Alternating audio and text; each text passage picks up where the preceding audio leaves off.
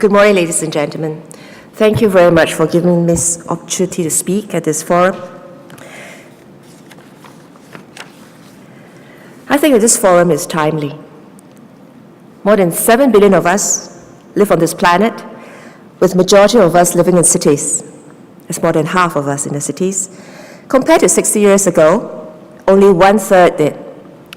This exponential rise of urban population has been driving growth and will continue to catalyze global development. But as we have heard earlier on, global development is, however, not entirely a rosy picture. There is increasing evidence of climate change, and not only is the impact irreversible, the change is also accelerating. According to the Intergovernmental Panel on Climate Change, IPCC, evidence is pointing at us human as the cause of an increasingly warming world. It is therefore critical that we change the way we live and operate if we hope to pass down a livable home for our future generations. Sustainable urban development is thus the only way to ensure the survival of our planet. With increasing mobility and migration due to globalization, cities are constantly changing. Cities that are able to optimize resources to create good jobs, maintain a clean and livable environment, and enhancing the well-being of their residents will do well globally and thrive. As a small city-state facing numerous resource constraints, we recognize Singapore's vulnerabilities early on.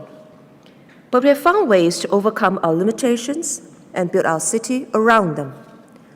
Long-term future planning, constant search for innovative solutions have enabled Singapore to balance the need for a vibrant economy and livable environment for our residents. Take our water supplies, for instance. Almost 50 years ago, we embarked on a journey as a newly independent nation while relying on 2 water supply agreements to secure our source of water. We were probably the only country to have water agreements annexed to our separation agreement, the legal agreement that gave us our independence. Water was a top priority from the early days. To achieve water sufficiency, we invested heavily in water technologies to develop 2 new water sources: new water from recycling of wastewater and desalinated water. We have developed a system of water supplies that meets our water needs and will continue to improve the efficiency and self-sufficiency of our water supplies. Apart from securing water sufficiency, governments also have to ensure that economic development does not come at the expense of our environment. Our pioneer leaders, in fact, held the belief that Singapore's economic growth could only be sustained if we make our environment a priority. Our national development strategies are guided by this commitment. Besides water security and supply of clean potable water, the government invested heavily in infrastructure such as incineration plants, sanitation, flood alleviation schemes, and the necessary human capital and technical capability. We put in place strict regulations against environmental pollution and adopted the principle of right pricing scarce resources. We do not subsidize resources such as water and energy, as we believe that doing so will distort behavior, often resulting in overconsumption and wastage. Third, we carried out public education and engagement on the importance of taking stewardship of our environment and how we can be friendly to the environment in our daily lives. The government cannot bring about positive changes on our own. We need the support of the business and the people communities, such as advocates like you in the audience today, to realize our collective goal.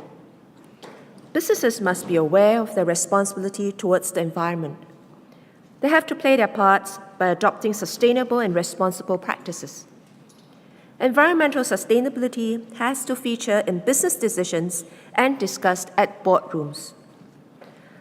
Sustainability reporting is increasingly important.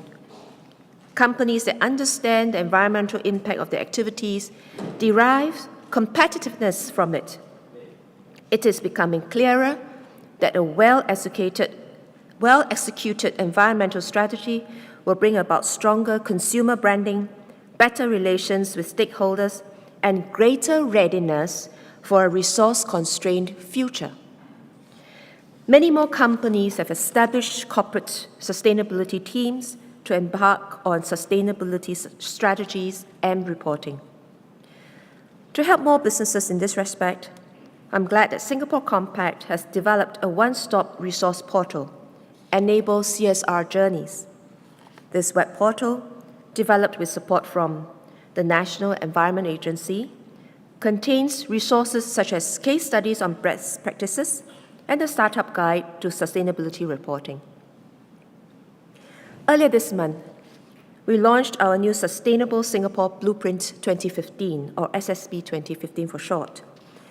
It outlines plans for a more sustainable and livable Singapore and has several key themes, one of which is for Singapore to become a leading green economy.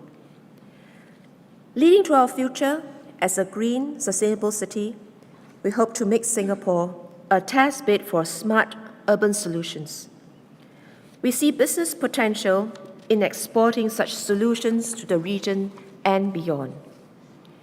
We expect collaborations between the government, the private sector, and research institutions to raise our capabilities in domains such as water, energy, mobility, and other urban solutions.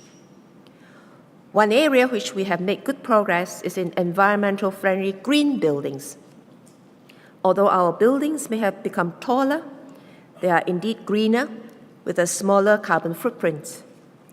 More than 2,100 buildings have achieved the BCA Green Mark certification. 25% of all buildings in Singapore have reduced their environmental impact.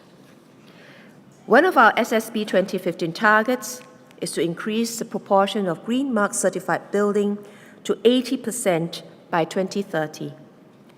We will support building owners and occupants by developing the capabilities in the industry in green buildings and construction. A $52 million fund for the Green Buildings Innovation Cluster was set up as part of BCA's third Green Building Master Plan earlier this year.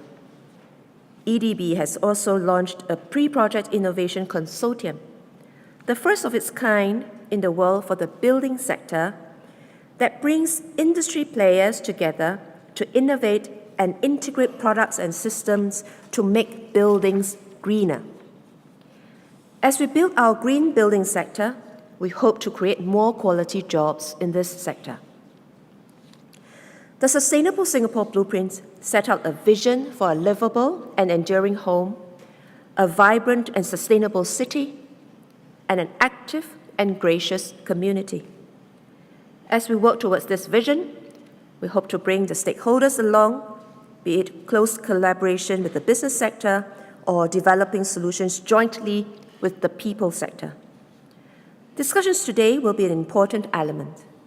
Our collective wisdom and experiences will no doubt lead us closer towards our goal of a sustainable, livable, and economically vibrant Singapore. I wish you all a very fruitful and meaningful discussions at the forum today. Thank you very much.